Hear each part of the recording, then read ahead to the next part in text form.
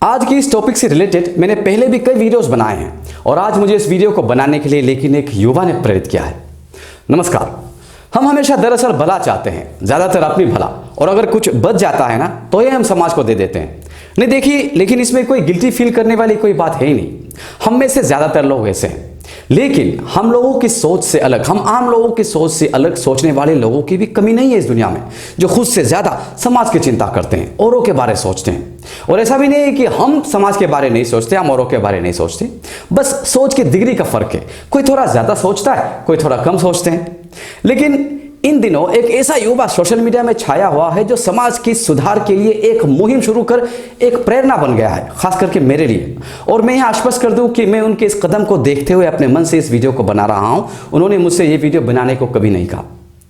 भ्रष्टाचार, मैं जानता हूं आप ये शब्द सुन सुन के थक गए होंगे, लेकिन दरअसल हमें तब तक इसके खिलाफ लड़ना है जब तक हम अपने आप को ये संतुष्ट ना कर लें कि हमने भी समाज को इसके खिलाफ कुछ कंट्रीब्यूट किया है। और याद रखिए, सिर्फ आप अकेले ही नहीं जिसके खिलाफ आवाज उठाना चाहते हैं, ऐसे कई लोग हैं जो आपसे जुड़ सकते हैं, जिनके साथ आप इस मुहिम को आगे ले जा सकते हैं। अब इस लड़के को ही देख लीजिए ना, इसे क्या पड़ी है अपने आप को इतने कष्ट देने की। करीब 300 किलोमीटर पैदल चलना सिर्फ लोगों को यह बताने के लिए, लोगों से यह कहने के लिए कि आप इलेक्शन में पैसे मत लेना, क्योंकि यह गलत बात है।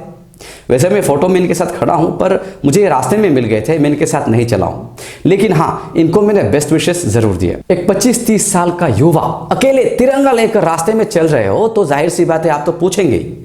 और उनकी बातें सुनकर मैं उनकी सोच का कायल हो गया।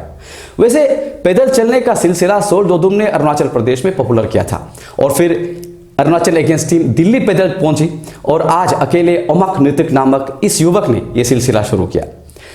इन सब का पर अपना अपना मुद्दा है। सोल दोदुम का अपना, अरुणाचल अगेंस्ट करप्शन का अपना, और ओमक नृतक का अपना, लेकिन इन सब की एक कॉमन बात है, ये समाज से करप्शन को मिटाने की बात करते हैं। अब बाकी के तो अपने अपने पक्ष हैं, किसी एक या दो इंडिविजुअल के खिलाफ ये बात करते हैं और उनकी लड़ाई वहीं तक सीमित है।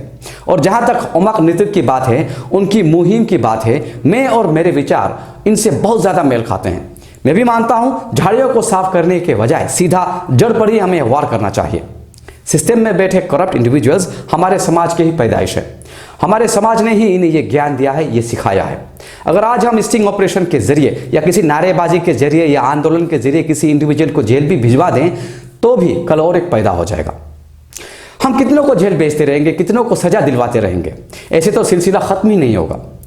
भ्रष्टाचार और बेईमानी ने हमारे समाज में ऐसा घर बना लिया है कि ये एक दानव की तरह है, एक ऐसे दानव की तरह है जिसे 100 बार 1000 बार मारने पर भी ये जिंदा हो जाता है। हमें उस दानव को पैदा करने वाले स्रोत को ही खत्म करना है, और इसका स्रोत हमारा समाज खुद है। हमें इसे ही साफ करना होगा। जब हमारा समाज साफ होगा तभी हम एक साफ कल की कल्पना कर सकते हैं।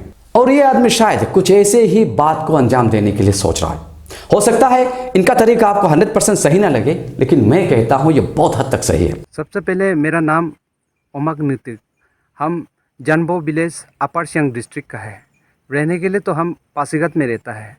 तो हम आज पद यात्रा पे है इलेक्शन का चलते, मतलब इलेक्शन में अवेयरनेस नहीं होने के कारण से पब्लिक लोग पैसा का दुरुपयोग किया जाता है। तो कहीं ना कहीं हम इलेक्शन में इसके ये में अवेयरनेस ज़रूरी है। तो उसी का चलते आज हम पद यात्रा कर रहे हैं। आज 4 तारीख दिसंबर है। तो यहाँ से टूटिंग मतलब 3 डिस्ट्रिक्ट कवर करेगा हम। ईस्ट सियांग, उसके बाद में सियांग डिस्ट्रिक्ट, उसके बाद में अपर सियांग डिस्ट्रिक्ट। तो एंडिंग मेरा टूटिंग पे होगा, स्टॉप मनी कल्चर के खिलाफ। हमारे पॉलिटिकल रिप्रेजेंटेटिव्स हमारे सिस्टम की बुनियाद है, लेकिन वोट पर केस की ये समस्या तो पूरे इंडिया की है। इलेक्शन को अपनी आमदनी का एक अच्छा खासा जरिया मानने वालों की कमी कहाँ है?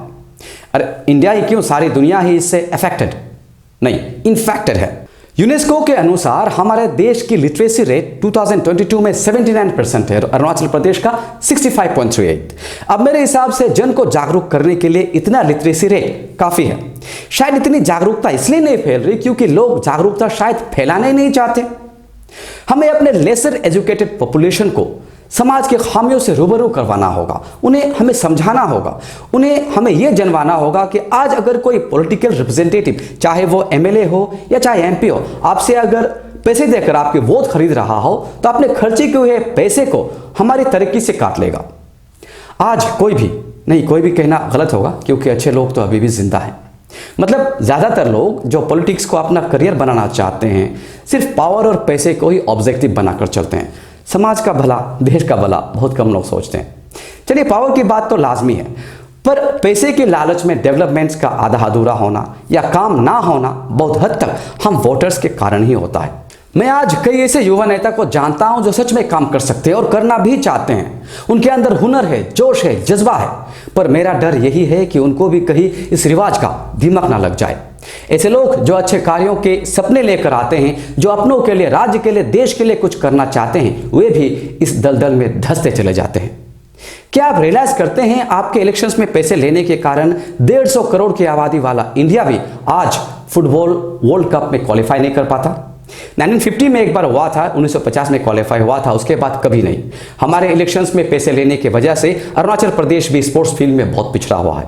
टैलेंट की कमी नहीं है, आप समझ रहे हैं मैं क्या बोल रहा हूं। 100 सुनार का एक लोहार का। अगर हमें प्रगति चाहिए तो हमें पॉलिटिशियंस के आगे बिकना बंद होना होगा, तब जाकर हम उनसे अपने हक की बात कर पाएंगे। और ओमक नृत्य जैसे की मुहिम शायद इसी दिशा में है। एक और वीडियो में भी कहा था, आज भी कहता हूं, चलिए 2024 में इलेक्शंस हैं, वहां बिना किसी से पैसे लिए या कुछ भी लिए वोट करके देखते हैं, सही नेता को चुनते हैं, सही इंसान को चुनते हैं। अगर ऐसा करेंगे तो पसंद ना आने पर आप और हम उन्हें by election, mid term election कुछ भी करवा के गिरा सकते हैं। हम इतने पावरफुल हो जाएंगे और ऐसा बहुत चांस है कि हम और आपको एक अच्छा, ईमानदार और काबिल लीडर मिल जाए। इस पर विचार जरूर कीजिएगा। जय हिंद।